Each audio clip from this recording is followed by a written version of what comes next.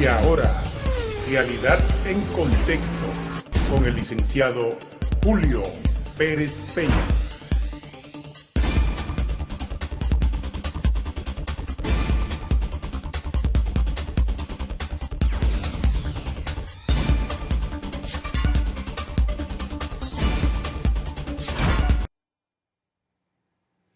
Saludamos a los amigos televidentes que nos sintonizan en el país, la región y el mundo a través de Boreal Televisión.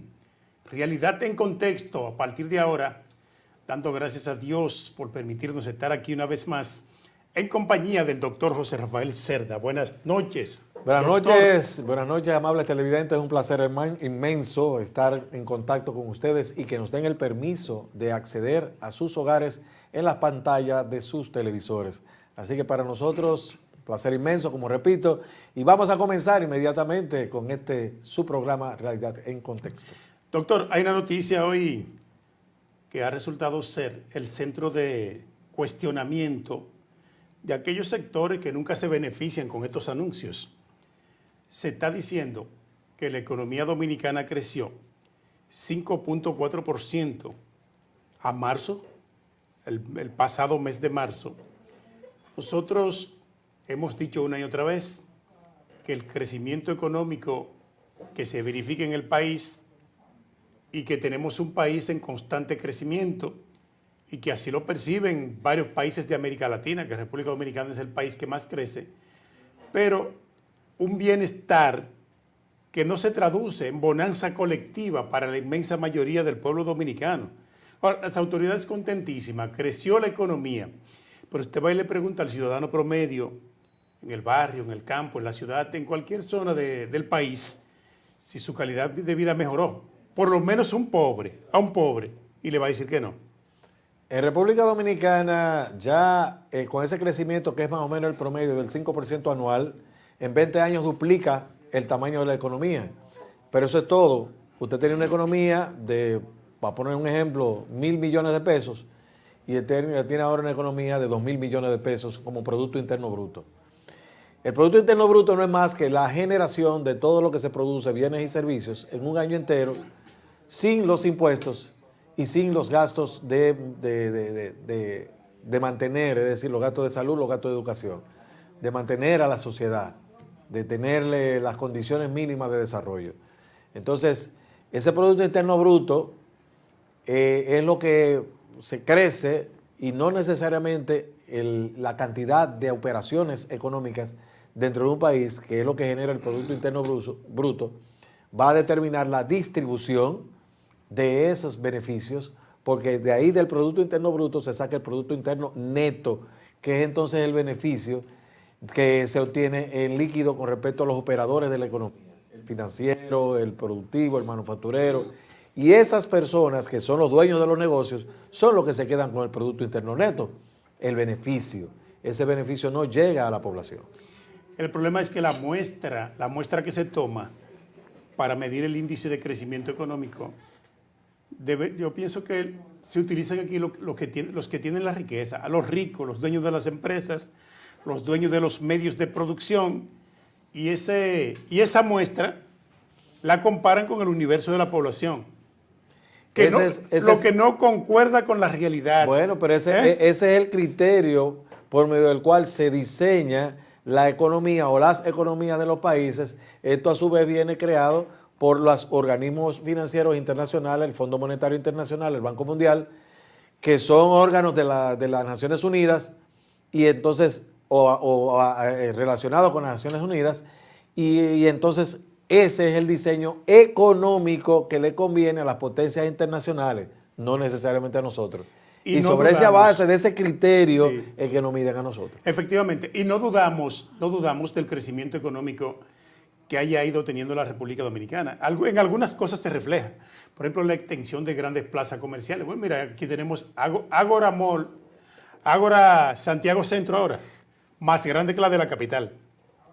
Con más negocios. Efectivamente. Y viene otra, el Jumbo hacia la zona oeste, que ya están preparando el terreno, y otras plazas más que se están proyectando a nivel de todo Santiago, indica que estamos avanzando en términos económicos. Ahora, no es proporcional no es proporcional a la calidad de vida que vive un amplio segmento de la población dominicana. Porque no hay distribución. Sí, efectivamente, y no lo contradecimos, porque el Fondo Monetario Internacional, cuando usted lo ve hablando a favor de la economía de un país, es porque ciertamente está creciendo.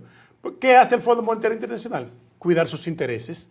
Y si ellos entienden que sus intereses están garantizados, ¿qué hacen? Hablar a favor y elogiar ese crecimiento económico para que se mantenga. Aquí tenemos el caso del Banco Interamericano de Desarrollo, que está haciendo un anuncio importante hoy, lo cual es un indicador claro de que es verdad, en términos macroeconómicos hemos crecido. O sea, economía medida a nivel de Estado.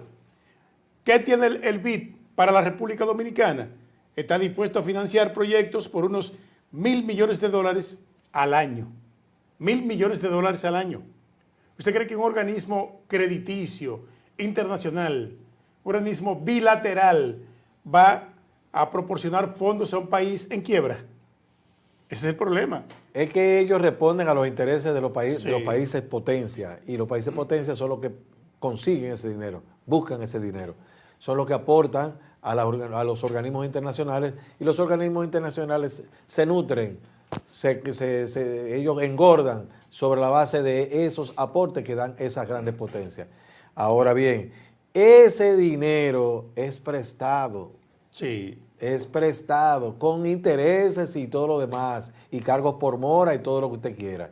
Entonces, eso es un negocio también que cuando algunos de estos países que no tienen condiciones económicas para meterse profundamente en esos préstamos lo hace, como lo hace República Dominicana, mucho peor todavía si tienen condiciones de país fallido, de nación fallida como Haití, peor todavía, pero aún así le prestan.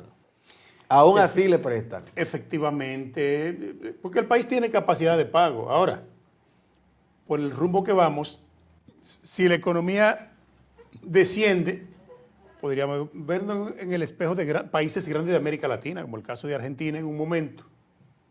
Tal vez no, porque tampoco nos conviene a nosotros una economía frágil que está sustentada solo en el turismo, algunos productos de exportación internacional, entre otros renglones importantes de la economía, que no es tanto como el mismo país, Argentina, como otros países de América Latina que son más pobres que nosotros, pero exportan más.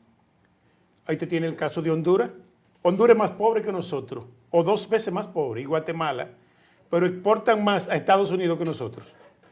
Fueron ellos que tenían el Tratado de Libre Comercio, Sí. el DERE-CAFTA. Y El Salvador también. Y eran ellos los que tenían. Y en el gobierno de Hipólito Mejía, Hipólito entonces hizo las diligencias e incluyeron a República Dominicana como único país insular.